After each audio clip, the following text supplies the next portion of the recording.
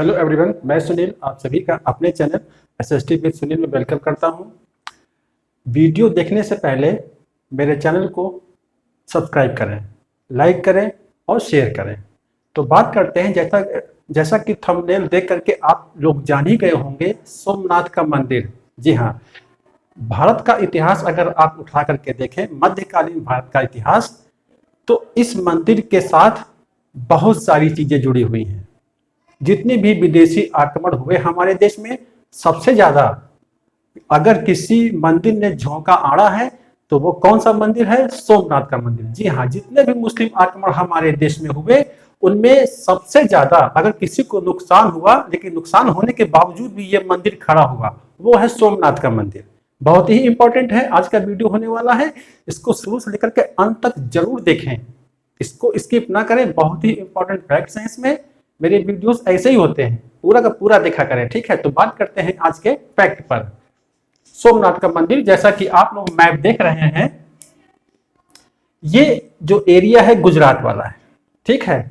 ये गुजरात है और सोमनाथ का मंदिर जो है ये एक जिला पड़ता है गुजरात में, नाम है गिर सोमनाथ। ये जिला यहां पड़ता है, तो वहीं पर ये है क्या? सोमनाथ का मंदिर। और अगर थोड़ा डेप्थ में जाएंगे तो प्रभास पत्तन जिसको कहते हैं, पत्तन माने बंदरगाह, तो प्रभास पत्तन इस जगह पर पड़ता है, तो वहीं पर यह मंदिर स्थित है। और काठियावाड़ जो नाम लिखा हुआ है, काठियावाड़ रियासत थी, तो उसी के अंतर्गत ये सोमनाथ का मंदिर आता है। बहुत ही इंपॉर्टेंट है, जाइएगा कहीं नहीं। तो जानते हैं ये जिला गिर सोमनाथ में मंदिर पड़ता है और समुद्र के तट पर है। इस मंदिर से जुड़ी एक कहानी यह है कि इस मंदिर का निर्माण चंद्रदेव ने करवाया था। जी हाँ, चंद्रदेव एक व्यक्ति, एक राजा का नाम था, ठीक है। और प्रजापति दक्ष एक और राजा थे और उनकी 27 बेटियां थी। जो दक्ष मतलब कि राजा थे, उनकी 27 बेटियां थी। उन 27 बेटियों का विवाह चंद्रदेव के साथ में हुआ था, जो कि बहुत ही सुंदर थे। मुखमंडल ना बहुत ही आकर्षक था चंद्रदेव का। तो 27 बेटियों का विवाह हुआ, लेकिन चंद्रदेव यहाँ पर क्या करते हैं कि इन 27 बेटियों में से जो रोहिणी नाम की एक जो इनकी पत्नी है, वो ये जो है उसको ज्यादा पसंद करते थे, और बाकी 26 जो इनकी रानियां थी उनकी ये अनदेखी किया करते थे। तो ये दुखड़ा जा करके प्रजापति दक्ष के पास उन बेटियों ने सुनाया, 26 बेटियों ने। तो राजा दक्ष आए और समझाया किसको? चंद्रदेव को, लेकिन चंद्रदेव नहीं माने और वही प्रक्रिया चलती रही। रोहिणी के वे एकदम कह सकते हो कि बहुत ही खास, बहुत ही मानते थे इसको। 2-3 बार राजा दक्ष ने उसको समझाया, लेकिन वो नहीं माना। अंत में क्रोध में आकर के अपनी बेटियों का दुख देख करके जो प्रजापति दक्ष हैं, वो चंद्रदेव को एक अभिशाप दे देते हैं कि तुमको क्षय रोग हो जाएगा, और उनको क्षय रोग हो जाता है और उनका रोज का रोज जो है रूप सौंदर्य है वो गिरने लगता है। उससे परेशान होकर के ये ईश्वर की प्रार्थना करते हैं। तो ब्रह्मा जी प्रकट होकर के कहते हैं कि तुमको जो है सोमनाथ यानी कि भगवान शिव की पूजा करनी होगी। और प्रभास क्षेत्र में जाकर के, प्रभास क्षेत्र जैसा कि मैंने बताया, प्रभास पत्तन, यहां पर जाकर के तुमको भगवान शिव की पूजा करनी है, और तुम्हारा जो दुख है, जो अभिशाप जो तुमको लगा हुआ है, उससे तुम मुक्त हो जाओगे।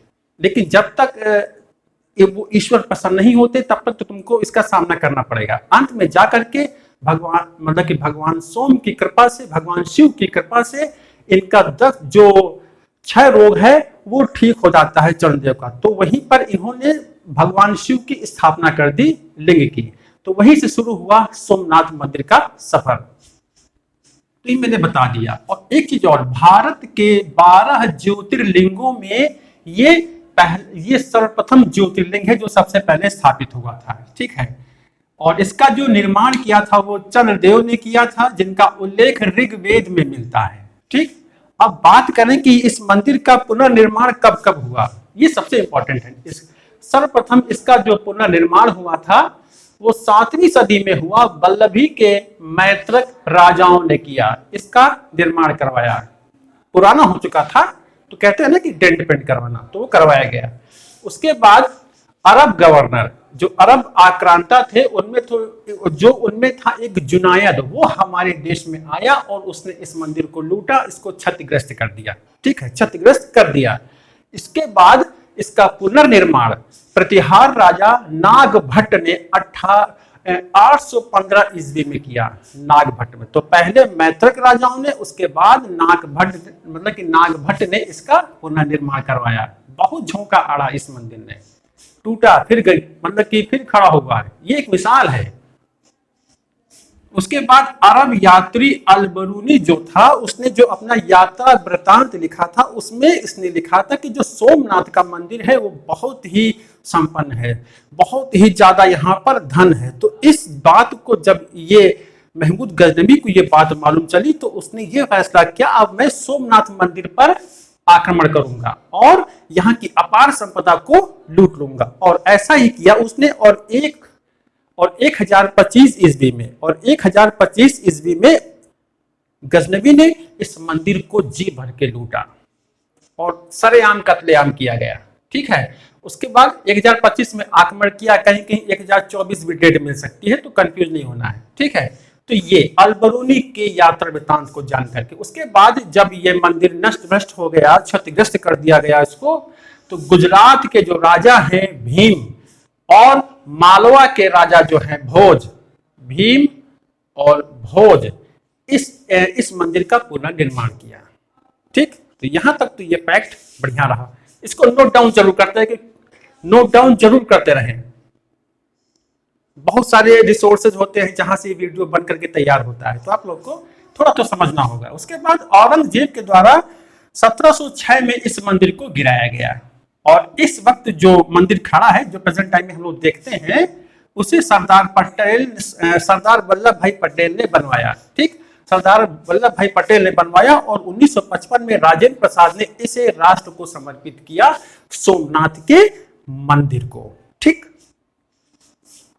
उसके बाद इस मंदिर का एक विशेष ये है कि इस मंदिर के दक्षिण में एक बाण स्तंभ है, स्तंभ बना हुआ है, उस पर बाण बना हुआ है और जो एरो है वो उस ओर है दक्षिणी ध्रुव की तरफ। उस पर लिखा हुआ है उस स्तंभ पर कि सोमनाथ मंदिर और दक्षिणी ध्रुव के बीच पृथ्वी का कोई भूभाग नहीं है, यानी कि जल क्षेत्र है। जी हाँ, मैप उठा करके अगर आप देखोगे तो आपको यही चीज दिखेगी।